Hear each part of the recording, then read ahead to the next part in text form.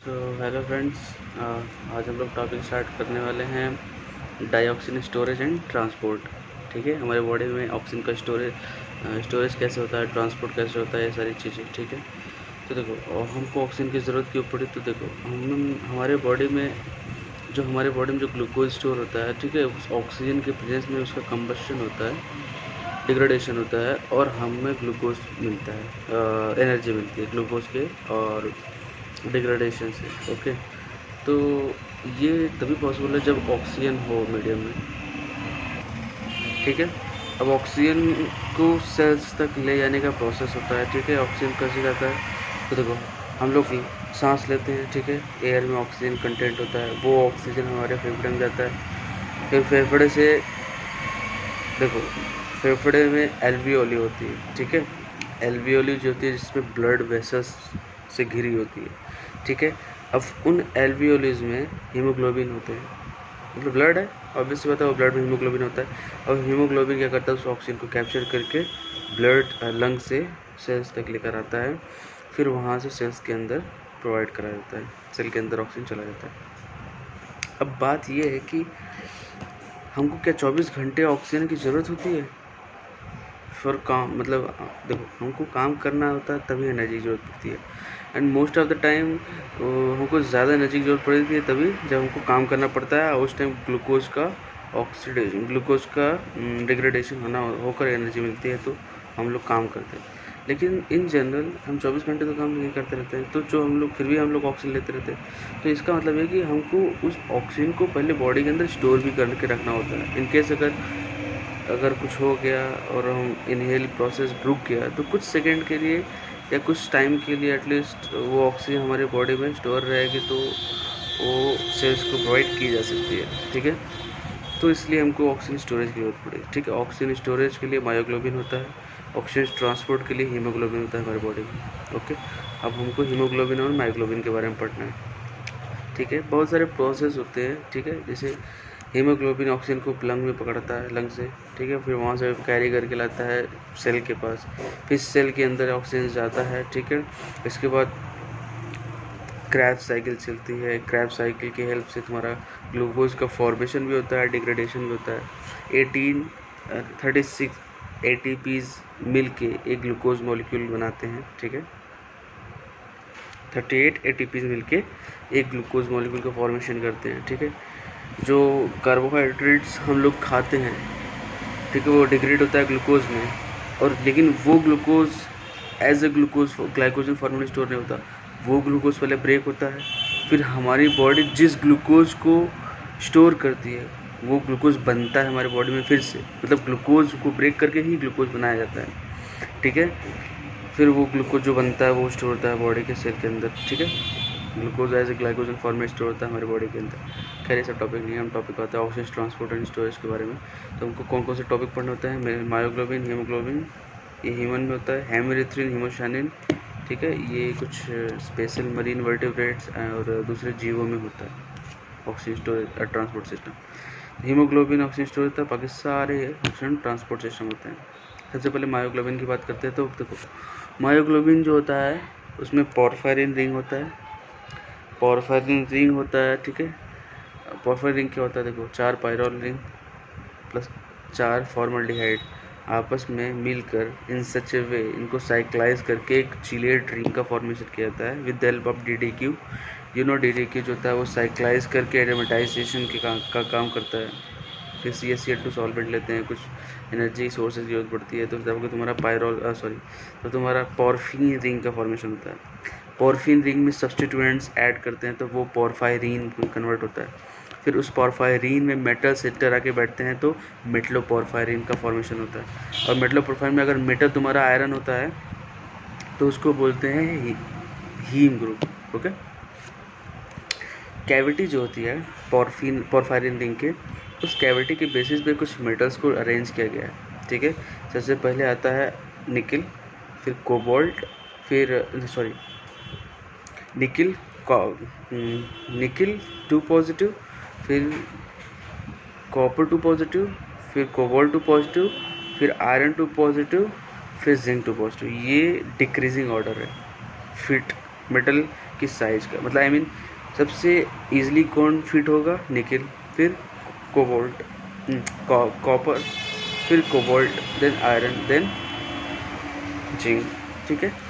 तो कैविटी की साइज की बेसिस पे मेटल को इस तरह से अरेंज किया गया है। और हमको मायोग्लोबिन के बारे में पढ़ना है तो हमको हीम सेंटर चाहिए, तो हम लोग ज़्यादा फालतू की बातें नहीं करेंगे। और हाँ देखो, बहुत सारे स्पेक्ट्रोस्कोपिक टेक्निक से हम लोग पता करते हैं कि हमारा हीम बना कि नहीं, आई मीन पोरफायरिन रिंग का फॉर्मेशन हुआ कि नहीं, वो पायरॉल प्लस फॉर्मल्डिहाइड की DDQs के साथ रिएक्शन करेगा, ठीक है। फिर अगर पॉर्फिन रिंग बना, फिर पॉर्फिन से पायरॉल बना, ये कैसे पता चलेगा, ये सारे स्पेक्ट्रोस्कोपिक टेक्निक से पता चलेगा। जैसे फॉर एग्जांपल अगर पॉर्फिन रिंग बन गया तो उसमें NMR के 3 सिग्नल आते हैं, ठीक है। 12 प्रोटॉन के 3 सिग्नल आते हैं, ठीक है। एक बहुत जो नाइट्रोजन से जुड़ा प्रोटॉन होता है, ऐसे कितने प्रोटॉन होते हैं, 2, ठीक है। इसके बाद 2, 2, 4, 2, 6, 2, 8 प्रोटॉन जो होते हैं वो पायरॉल रिंग से ऐड होते हैं, उनका एक सिग्नल आता है। और फिर फॉर्मल्डिहाइड ऐसे ब्रिज की तरह वर्क करता है, जिसको मीजो पोजिशन बोलते हैं, वहाँ भी हाइड्रोजन होते हैं, एक ऐसे 4 हाइड्रोजन होते हैं। तो 8, 4, 12, सॉरी 8, 1, 2, 3, 4, 5, 6, 7, 8, 9, 10, 11, 12, 13, 14, टोटल 14 प्रोटॉन होते हैं। 14 प्रोटॉन का 3 सिग्नल आता है, ठीक है। लेकिन ठीक है, ये NMR होगा। IR की बात करें तो IR एक्टिव होता है, ये कारण NH स्ट्रेचिंग की वजह से, ठीक है। लेकिन जैसे ही ये किसी मेटल के साथ कोऑर्डिनेट होता है तो जब H जो होता है वो डीप्रोटोनेट हो जाएगा, तभी नहीं टेट्राडेंटेट लिगेंड वर्क करेगा। तो जैसे H डीप्रोटोनेट हुआ तो ये IR इनएक्टिव हो जाता है, ये NH जो स्ट्रेचिंग फ्रीक्वेंसी मिल रही थी वो गायब हो जाएगी। इसके बाद आता है NMR हो गया, IR हो गया, UV pi to pi star transition और non bonding to pi star transition होते हैं। तो इससे 2 तुमको बैंड मिलते हैं, सॉलिड बैंड मिलता है और क्यू बैंड मिलता है। लेकिन क्या होता है, जब मेटल सेंटर के बीच में बैठ जाता है तो नॉन बॉन्डिंग तो डोनेट हो जाता है मेटल सेंटर को, तो non bonding to pi star transition रुक जाता है। सो ऐसे पता करते हैं मेटल सेंटर सिलेट बनाया कि नहीं, ठीक है। तुम्हारा मेटल ऑफ पोरफायरिन बन गया, उसमें हीम आयरन अगर फिट होता है तो उसको हीम ग्रुप बोलते हैं। आयरन की साइज आयरन+2 जो होता है उसकी साइज थोड़ी सी बड़ी होती है, तो वो कैविटी में फिट नहीं हो पाता। साथ ही साथ इसके 2-3 रीज़न दिए जाते हैं। पहली तो साइज हो गई, ठीक है। दूसरा कारण ये है कि आयरन का जो स्ट्रक्चर होता है यहाँ पर स्क्वायर पिरामिडल होता है, और स्क्वायर पिरामिडल में D6 कॉन्फ़िगरेशन का जब हम इलेक्ट्रॉनिक कॉन्फ़िगरेशन करते हैं तो एक इलेक्ट्रॉन dx² - y² ऑर्बिट में चला जाता है। और जिस प्लेन में तुम्हारा 4 नाइट्रोजन होते हैं, उनके लोन पेयर्स होते हैं, वो lone pairs dx² - y² iron के सिंगल इलेक्ट्रॉन के साथ रिप्रेजेंट शो करते हैं, जिसकी वजह से आयरन थोड़ा सा प्लेन के ऊपर होता है। 2 रीजन, कितना प्लेन के ऊपर होता है, तो 40 नैनोमीटर के अप्रॉक्सीमेटली 70 पिकोमीटर्स होते हैं हीमोग्लोबिन के केस में, ठीक है। लेकिन जैसे ही ऑक्सीजन आकर आयरन से बाइंड होता है, वो कन्वर्ट होता है +2 से +3 में, और जैसे +3 में कन्वर्ट हुआ तो साइज छोटी हो जाएगी और वो आयरन डिप स्लाइड डाउन हो जाता है कैविटी के अंदर ईजिली, ठीक है।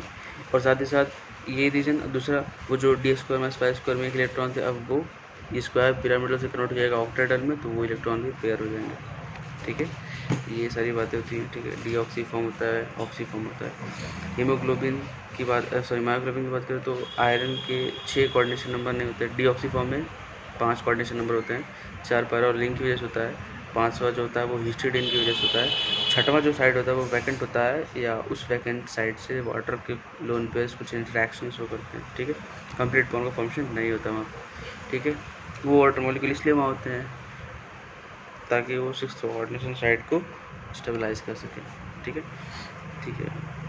यहाँ पर 2 बॉन्ड होते हैं, एक होता है डिस्टल हिस्टिडीन, एक होता है प्रॉक्सिमल हिस्टिडीन, ठीक है।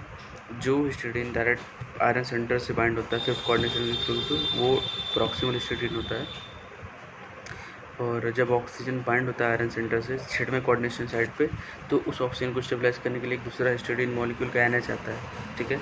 वो हाइड्रोजन बॉन्ड से स्टेबलाइज करता है, उसको बोलते हैं proximal histidine, distal histidine, okay. तो ये मायोग्लोबिन की कुछ खास बातें हो गई, ठीक है। डीऑक्सी फॉर्म ऑक्सी फॉर्म की कंपेरिजन कर लेता हूँ। तो डीऑक्सी फॉर्म जो होता है वो पैरामैग्नेटिक होता है, ऑक्सी फॉर्म होता है वो डायमैग्नेटिक होता है, पता है ना। D6 कॉन्फ़िगरेशन होता है, ऑक्टाइडल उनकी साइड T2G फील्ड हो जाता है पहला। दूसरा स्क्वायर पिरामिडल ऑक्टाइडल। तीसरा ये EPR active, ESR active, EPR ESR दोनों इनएक्टिव। चौथा ये कलरलेस होता है, ये रेड कलर का होता है, 5वां ये यहाँ पर हाई स्पिन में होता है और यहाँ पे लो स्पिन होता है, ठीक है। ये सिंपल कन्वर्जन होते हैं। इसके बाद आते हैं मायोग्लोबिन की ऑक्सीजन बाइंडिंग की एफिनिटी पर। चलो इसका कंपेरिजन एक साथ करेंगे हीमोग्लोबिन के साथ। तो अब हीमोग्लोबिन पे आते हैं। तो haemoglobin is the tetramer of myoglobin. हाँ, मायोग्लोबिन की एक बात बता तो मायोग्लोबिन में एक मायोग्लोबिन मॉलिक्यूल से 154 एमिनो एसिड्स जुड़े होते हैं, ठीक है। 154 एमिनो एसिड जुड़े होते हैं, ठीक है। मायोग्लोबिन भी छोटा हो गया। अब हीमोग्लोबिन पे कराऊँ तो हीमोग्लोबिन से देखो टेट्रामर होता है, ठीक है। दो तरह के प्रोटीन चेन्स होते हैं, एक अल्फ़ा एक beta. Alpha 1 alpha 2 beta 1 beta 2 diagonally arrange होते हैं। अल्फ़ा में 141 एमिनो एसिड होता है और बीटा में 146 एमिनो एसिड होता है, ठीक है। इसलिए हीमोग्लोबिन का जो स्ट्रक्चर होता है उसको बोलते हैं अल्फ़ा 2 बीटा 2 टेट्रामर, ठीक है, ग्लोब्यूलर प्रोटीन। हीमोग्लोबिन की बात करें तो हीमोग्लोबिन जो होता है वो आरबीसी के अंदर होता है, ठीक है। हीमोग्लोबिन पिगमेंट होता है। इसकी हीमोग्लोबिन में पाई टू पाइस्टोस ट्रांजिशंस की वजह से रेड कलर आता है, ठीक है। अब ये ऑक्सीजन के कैरियर का काम करते हैं, ठीक है। हीमोग्लोबिन की कुछ खास बातें बताते हैं। तो यहाँ पे भी डीऑक्सीफॉर्म ऑक्सीफॉर्म होता है, ये पैरामैग्नेटिक होता है, ये डायमैग्नेटिक होता है, ठीक है। यही सारे एक्टिव होता है, ये ईपीआर इनएक्टिव होता है, ठीक है। ऐसी चीज़ें होती हैं। हाँ, आयरन के इन्वॉल्वमेंट +2 ऑक्सीडेशन स्टेट में होता है या +3 ऑक्सीडेशन स्टेट में होता है। ये मॉसबर हमको बताता है, ठीक है। मॉसबर आयरन के लिए बहुत तगड़ी चीज़ है। Next oxygen transfer 144 amino acid होते हैं, 146 एमिनो एसिड होता है, अल्फा 2 बीटा 2 टेट्रामर होता है। ऑक्सीजन का ट्रांसपोर्ट करता है, ऑक्सीफॉर्म होता है, डीऑक्सीफॉर्म होता है, ऑक्सीफॉर्म होता है। अगेन इसका पिरामिडल होता है, ये ऑक्टाहेड्रल होता है। इसमें अच्छा ये सारे जो चारों टेट्रामर होते हैं वो आपस में एक शॉर्ट ब्रिज से ऐड होते हैं, ठीक है। वो शॉर्ट ब्रिज क्रिएट होता है किसकी वजह से? जो प्रोटीन चेन्स होते हैं वो ज्वेटर फॉर्म में होते हैं, ज्वेटर आयनिक फॉर्म में। उसके पोटाइन पॉजिटिव सेंटर नेगेटिव को के साथ इंट्रैक्शन करके एक ब्रिज का फॉर्मेशन करते हैं, ठीक है। चारों टेट्रामर्स के बीच में 2,3 BPG होता है, ठीक है, जो कि इस सिस्टम को स्टेबलाइज करने का काम करता है। बहुत ही स्ट्रांगली पोलर ग्रुप होते हैं वो, ताकि तुम्हारे प्रोटीन चेन्स को स्टेबलाइज कर सके, ठीक है। अब थोड़ी सी बाइंडिंग की बात कर ले तो जैसे ही फिफ्थ अब यहाँ पर 4 आयरन सेंटर है, 4 ऑक्सीजन मॉलिक्यूल आगे बाइंड होगा, ठीक है। हाँ, ये तो बताना भूल गया, ऑक्सीजन जो होता है वो सुपर ऑक्साइड फैसिड में बाइंड होता है, हीमोग्लोबिन और मायोग्लोबिन दोनों में, ठीक है। पहली बात। दूसरी बात देखो, फर्स्ट ऑक्सीजन आगे जब बाइंड होता है तो बहुत प्रॉब्लम होती है बिकॉज ऑफ प्रोटीन चेन्स। बहुत ज़्यादा ग्लोबुलर प्रोटीन्स की वजह से ऑक्सीजन आयरन से बाइंड करने में थोड़ी सी प्रॉब्लम होती है। लेकिन जब पहले ऑक्सीजन बाइंड हो जाता है आयरन सेंटर से तो जो सिस्टम है वो इनिशियली टेंस स्टेट में होता है। तो जैसे ही ऑक्सीजन बाइंड होता है तो कुछ प्रोटीन चेन ब्रिजिंग ब्रेक होते हैं, जिससे सिस्टम रोटेट करके हुए रिलैक्स स्टेट में जाने की कोशिश करता है। इसको बोलते हैं कोऑपरेटिव इफेक्ट। तो जैसे फर्स्ट ऑक्सीजन आया तो उसमें प्रॉब्लम हुई, तो rate of activation for first oxygen addition will be little higher, but जैसे दूसरा ऑक्सीजन मॉलिक्यूल या तीसरा या चौथा आएगा वो कॉन्जिक्यूटिव ऑक्सीजन मॉलिक्यूल का फर्दर एडिशन थोड़ा सा फास्ट हो जाता है, ठीक है।